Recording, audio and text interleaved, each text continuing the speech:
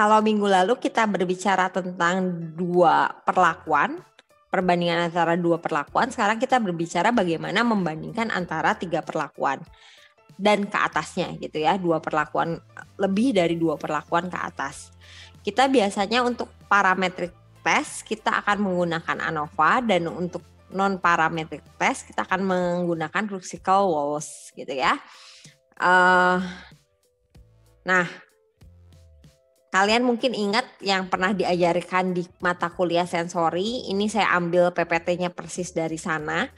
Nah, faktor koreksi sama dengan total skor dikuadratkan dibagi dengan sampel dikali panelis. Nah, kalau dalam statistik kita sebut itu sebagai ulangan. Jadi sampel dikali dengan ulangannya. Kemudian ada rumus disebut jumlah kuadrat sampel sama dengan jumlah dari skor masing-masing sampel dikuadratkan dibagi dengan jumlah, berarti kalau panelis tadi ulangan ya, ulangan dikurangi dengan faktor koreksinya. Kemudian jumlah kuadrat panelis adalah jumlah dari subtotal skor masing-masing panelis dikuadratkan dibagi dengan jumlah dari perlakuannya dikurangi dengan faktor koreksi. Kemudian ada yang disebut dengan jumlah kuadrat total, yaitu jumlah dari masing-masing skor dikuadratkan dikurangi dengan faktor koreksinya.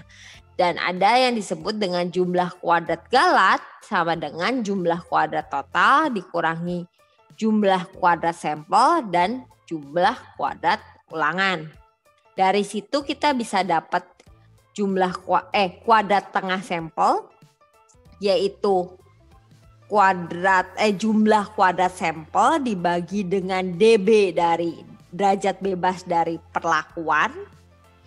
Kemudian berarti T-1 ya, kalau misalnya derajat bebas kan dikurangi 1 gitu ya, T-1 ya. Kemudian ada kuadrat tengah panelis, kalau di dalam statistik ulangan, kuadrat tengah ulangan itu adalah jumlah kuadrat dari ulangan dibagi dengan derajat bebasnya dari ulangan. Jadi total semuanya di derajat bebas dari ulangannya, seperti itu. Nah, kemudian ada yang kita sebut dengan kuadrat tengah galat, adalah jumlah kuadrat galat dikurangi dengan dB galatnya, seperti itu ya. Nah, dari sini misalnya kita mau melihat apakah signifikan apa enggak, misalnya perlakuan gitu ya, perlakuan, maka kita akan membagi F hitungnya sama dengan KTS dibagi dengan KTG. Kalau kita mau bilang melihat apakah ulangannya berpengaruh atau tidak, maka kita melihatnya F hitung sama dengan KT. Kita bilang ulangan ya, dibagi dengan KTG-nya. Nah, F ini nanti yang akan dibandingkan dengan F tabelnya. Seperti ini ya. Misalnya DB2 ini adalah galatnya gitu ya. DB galatnya.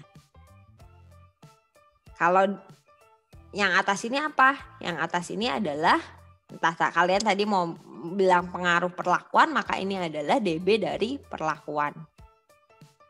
Atau misalnya kalian mau cari dB dari ulangannya, ya berarti dB dari ulangannya, seperti itu. Nah, misalnya dB-nya di sini adalah 5, kemudian dB galatnya adalah 20, maka kita dapat sama dengan 2,71, dibandingkannya seperti itu. Nah, sekarang kita berbicara masing-masing ya. Kalau tadi adalah rancangan acak kelompok gitu ya, kita berbicara dahulu terkait one way ANOVA atau kita sebut dengan one factor ANOVA, sama aja. Nah, syaratnya apa? Merupakan satu faktor, jadi satu independent variable, misalnya pengaruh suhu. Nah, udah pengaruh suhu aja, jangan ada yang lain gitu ya. Itu single factor, pengaruh suhu. Nah, ingat rancangan acaknya itu wajib lengkap gitu ya. Rancangan acak wajib lengkap itu seperti apa? Sudah diajarkan kan sama Pak Oki? Rancangan acak lengkap itu jadi misalnya contoh kita ngelaksanain nih tesnya barengan gitu ya. Misalnya perlakuan oke lah tadi perlakuan suhu masak gitu ya. Perlakuan suhu masak terhadap kadar antioksidan gitu ya. Terhadap kadar antioksidan dari tomat. Nah, tomatnya nih kita beli misalnya langsung 10 kilo gitu ya. Kita punya ulangan misalnya 4 ulangan. Berarti kan istilahnya ada 4 ulangan dikali misalnya anggap 3 perlakuan gitu ya. Anggap 3 perlakuan totalnya 12. Nah, anggap aja kita punya blok nih. Punya blok tadi 3 ya, 3 perlakuan. Kemudian ada blok 4 kayak gini. Nah, nanti jadi benar-benar acak gitu ya, benar-benar randomize acak lengkap gitu. Misalnya kalian ambil tomatnya itu ada 12 juga. Ada 12 tomatnya. Nah, kemudian kalian mengerjakannya gini, satu tomat misalnya ada urutan 1 sampai 12 gitu ya, 2, 3 tomat kalian nomerin sampai 12 gitu ya. Sampai 12. Nah, kalian masukkan di sini. Masukannya dengan apa? Misalnya pakai dadu atau misalnya kalian ini ya nggak lihat habis itu ditusuk, itu kan randomize juga.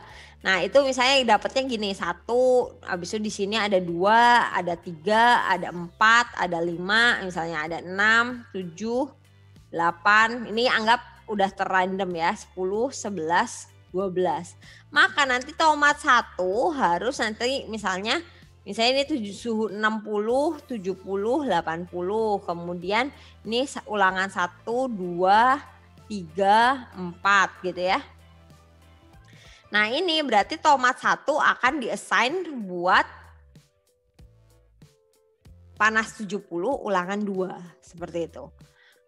Habis itu tomat 2 akan diassign untuk 80 derajat ulangan 3. Seperti itu yang disebut dengan rancangan acak lengkap. Jadi untuk one way atau one factor ANOVA ini biasanya menggunakannya adalah rancangan acak menggunakan rancangan acak lengkap. Kemudian bisa juga digunakan untuk perlakuan yang ulangannya tidak sama. Jadi misalnya kalian punya data nih, perlakuannya ada yang hanya di sini 5 ulangan gitu ya. Di sini 2 ulangan. 3 lah ya. Habis itu di sini ada 10 ulangan gitu. Nah, ini kita bisa juga menggunakan one way vector ANOVA untuk rancangannya. Cuma yang membedakan apa? Yang membedakan adalah ini. DB galatnya berbeda. Ya. Kalau kalian pernah ingat pada saat PKM kita selalu bilang DB galatnya harus lebih besar ya sama dengan 15 gitu ya. Nah, nanti yang membedakan adalah masalah DB galatnya. Kalau kalian misalnya menggunakan one factor ANOVA, maka perhitungannya adalah menggunakan ini. T kali R-1. Kalau kalian pakai ulangannya beda, maka kalian akan menggunakan rumus yang ini. Tapi biasanya ini jarang untuk dilakukan. Biasanya kita pakai paling sering ini atau yang tadi randomized block design. Nah, DB galatnya di atas 15. Ini kenapa di atas 15? Jadi kalau kalian kapan ya kalian bisa buat F tabelnya itu jadi suatu grafik, dia akan bentuknya seperti ini. Ya. Nah, ini harusnya agak lurus gitu lah. Lurus, miringnya lurus. Nah, 15 ini adalah kisarannya di sini gitu ya, pas belokannya. Ini 15.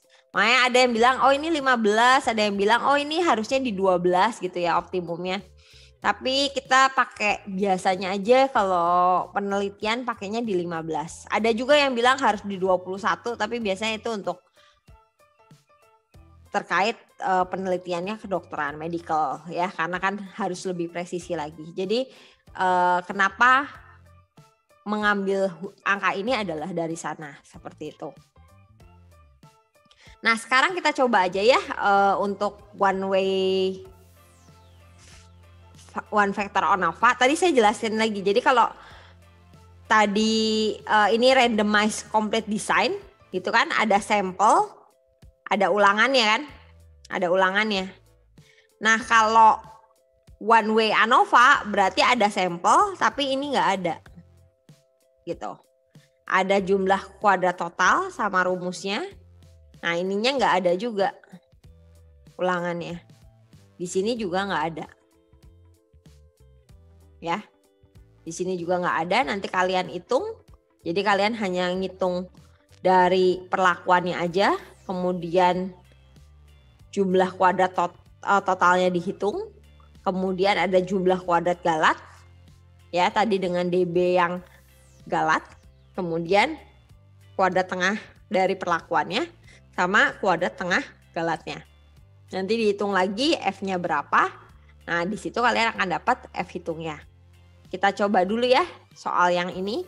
Jadi misalnya bagaimana pengaruh suhu ekstraksi terhadap hasil dari rendemen minyak, dan ini dianggap ulangannya tadi menggunakan desain rancangan acak lengkap. Nah, jadi kita bisa hitung berapa bagaimana pengaruhnya menggunakan ANOVA.